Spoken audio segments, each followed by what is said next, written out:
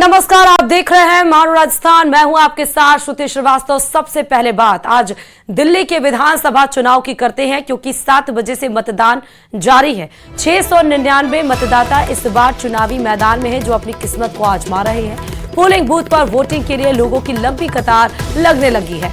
बता दें कि दिल्ली की सभी 70 सीटों पर आज एक ही चरण में, एक ही फेज में मतदान हो रहा है और इस दौरान दिल्ली के 1.5 करोड़ से अधिक वोटर्स अपने मताधिकार का इस्तेमाल करेंगे और 699 उम्मीदवारों की किस्मत का फैसला करेंगे। सभी 70 विधानसभा क्षेत्रों में 13,766 मतदान केंद्रों पर मतदान होगा और मतदान के दौरान सुरक्षा के कड़े इंतजाम किए गए हैं। दिल्ली में वोटिंग के दौरान अर्धसैनिक बलों की 220 कंपनियां, दिल्ली पुलिस के 35,000 से ज्यादा जवान और 19,000 होमगार्ड तैनात किए गए हैं। इस चुनाव में बीजेपी और आम आदमी पार्टी के बीच कांटे की टक्कर दिख रही है, क्योंकि हमेशा से दिल्ली की जो वोटर्स है वो स्प्लिट वोटर्स के रूप में देखी गई है। स्प्लिट वोटर्स यानी कि दिल्ली के विधानसभा में आम आदमी पार्टी अरविंद केजरीवाल के ऊपर भरोसा दिखाकर क्लीन स्वीप कराती है, लेकिन लोकसभा में अरविंद केजरीवाल को पटकनी देकर केंद्र सरकार को चुनती है और यही लगभग 3 दशक से होता आ रहा है। तो क्या इस बार दिल्ली की जनता स्प्लिट वोटर्स का पैटर्न बदलती है?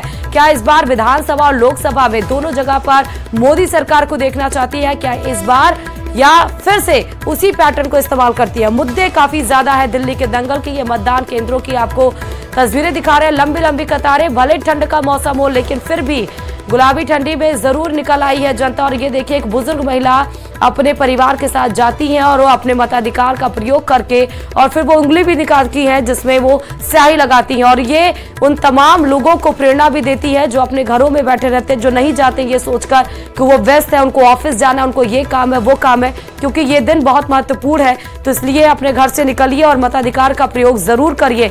बताते चले कि इस बार अरविंद केजरीवाल 4थी बार मुख्यमंत्री बनने के रेस में है और 3री बार पार्टी सत्ता में वापसी आने की कोशिश कर रही है। तो वहीं आम आदमी 2014 के बाद से कांग्रेस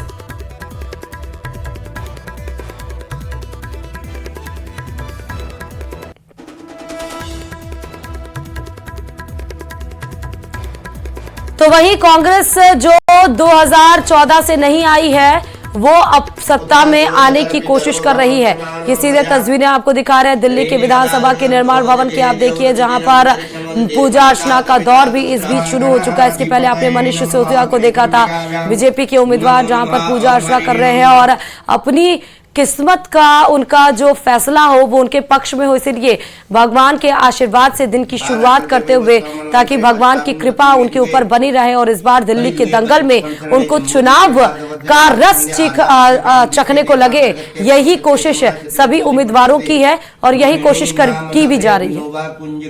और दिल्ली के लाखों लोग अपने कल्याण के लिए, अपनी तरक्की के लिए, दिल्ली के भले के लिए वोट करेंगे। तो मैंने कालका माई के चरणों में प्रार्थना की है कि आम आदमी पार्टी अरविंद केजरीवाल जी के नेतृत्व में दोबारा सरकार बनाए और हम दिल्ली के बच्चों की शिक्षा के लिए, स्वास्थ्य के लिए, बिजली पानी के लिए, महिलाओं की सुरक्षा के लिए, सब तरफ से अपनी दिल्ली को सुंदर बनाने के लिए उस पर काम करें। ऐसी मैंने कालका माई के चरणों में अर्जी लगाई है और कालका माई सब बाधाओं को दूर करती है। कालका माई सब जितनी भी चिंताएं हैं, जितनी भी गुंडागिरी है, जितनी भी दुष्टताएं हैं, जितनी भी दुष्ट शक्तियां हैं जो लोगों को परेशान करती हैं, लोगों के बीच गुंडागिरी फैलाती हैं, गुंडागिरी के दम पर चुनाव जीतती हैं, उनको सबको कालका माई सेटल कर देगी। को आप सुन रहे थे, जहां पर उन्होंने आशीर्वाद और भगवान के उस शब्दों को घुमाते हुए, देखिए उन्होंने तंज भी कसा। पवन गौड़ हमारे संवाददाता दिल्ली विधानसभा पे सीधे जुड़ चुके हैं। पवन, अभी आप कहां पर हैं? और क्योंकि 67 ये फिगर रहा है आम आदमी पार्टी का, 1998 27 साल का वनवास बीजेपी और कांग्रेस 2014, तीनों पार्टियां अलग अलग चुनावी मैदान में हैं। इस बार स्प्लिट वोटर्स का पैटर्न दिल्ली का बदलने वाला है। आंकड़े कुछ और कहने वाले हैं। क्या कुछ मुद्दा और क्या कुछ अभी तक अपडेट्स हैं? पवन।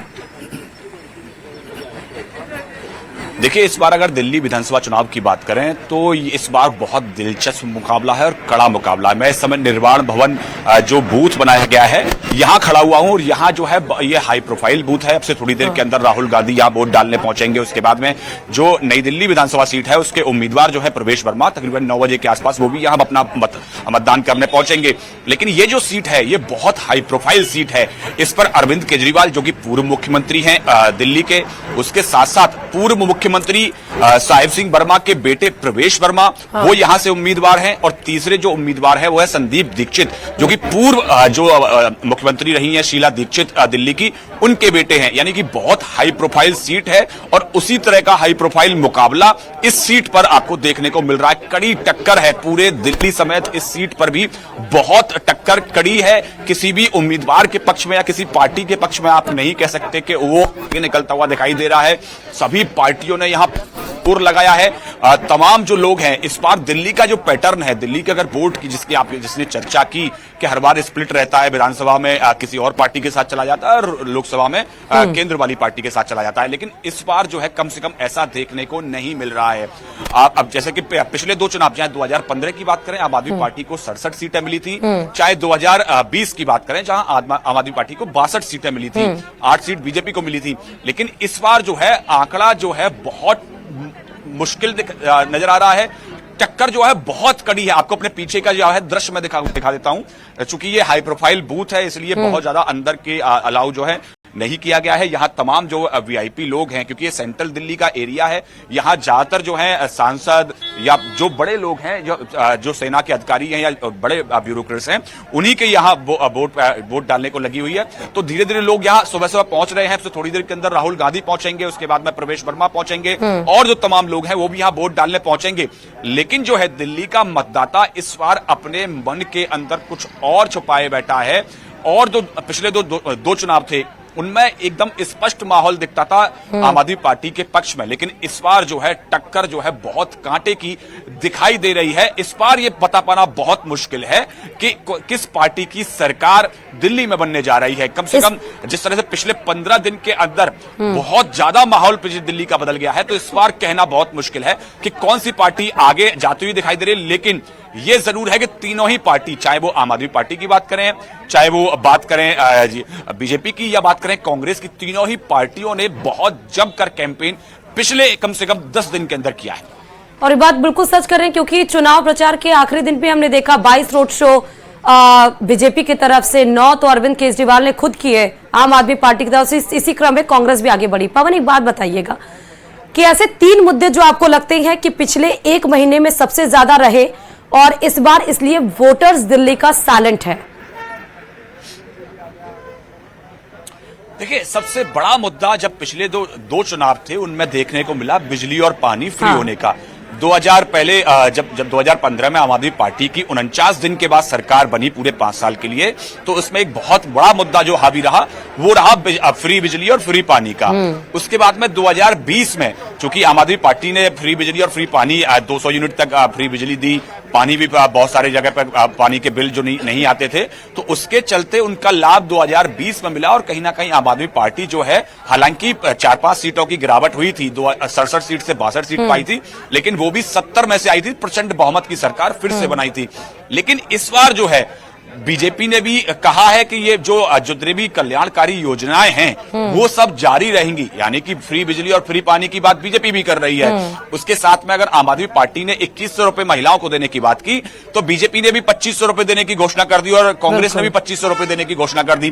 तो ऐसे में जो है पिछले जो जनता एक मन बना लेती थी कहीं ना कहीं अपना फायदा देख के, फ्री बिजली, फ्री पानी और तमाम जो अन्य सुविधाओं को देखकर, तो ऐसे में इस बार जनता के मन में भी कंफ्यूजन था कि सारी पार्टियां जब फ्री दे रही हैं तो किसी एक के बारे में क्यों सोचा जाए। बड़ा मुश्किल था। बहुत शुक्रिया पवन, तमाम अपडेट्स देने के लिए। खबर पे करेक्ट करेंगे हम आपसे, पर्पल की अपडेट्स दिखाएंगे दिल्ली विधानसभा पे। फिलहाल बहुत शुक्रिया आपका। तो आपको ये दिल्ली के दंगल से जुड़ी खबर बता रहे थे, जहां पर आप देखिए कि पोलिंग बूथ पर वोटिंग के लिए लंबी लंबी कतार लगना शुरू हो चुकी है। तमाम लोग, युवा हो चाहे बुजुर्ग, अपने घरों से बाहर निकल रहे हैं। चुनाव हो रहा है तो राजनीति भी होगी सर। आम आदमी पार्टी के खिलाफ कल बीजेपी का एक डेलीगेशन सीईओ से मिलकर आया चुनाव आयोग में, और ये एक शिकायत दी है कि आम आदमी पार्टी गुंडागर्दी करते हुए जो कार्यकर्ता है बीजेपी को उनको धमका रही है। लक्ष्मीनगर के कार्यकर्ता की पिटाई भी करने का आरोप। देखिए, सभी जगह है, मेरे यहाँ भी ऐसा ही हुआ है। जिस तरह से आतिशी के पीए को पैसे लेते हुए पकड़ा गया है, धमकाने की बात है। लक्ष्मी,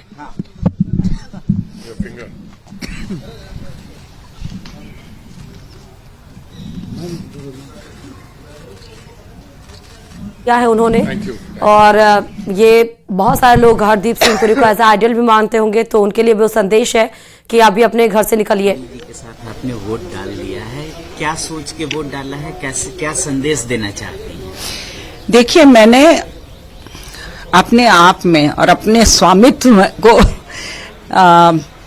एक्सरसाइज किया है, और मैं भी दिल्ली की जम्मी पली हूँ, और दिल्ली जो है मेरी जननी जन्मभूमि है, और इसका इतना विनाश हुआ है पिछले 10 सालों में।